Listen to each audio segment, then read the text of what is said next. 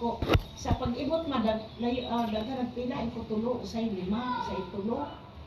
Gamay ra man ni. Sa kami porteng taas ang pila na mo Pero at least nabunutan na siya kahapon. At least naulit na siya alas 3. Last na daw siya second to the last. Kaya cut off naman mi past 2 PM naman to, nag-cut off mi. Tapos nakita na ko siya, nakapila pa. At least nabunutan siya. Puting daghan na din ni ma. Murag, ikaduha daw siya ikan sa last. Di pa cut off gani ang tintal gahapon kay taas na kasi sila pila. Wala daw pag-ititan pero actually, ang ila daw time unta dutihan is 3 o'clock na sila, kabit na sila. Nagdasok mo yung mga tao.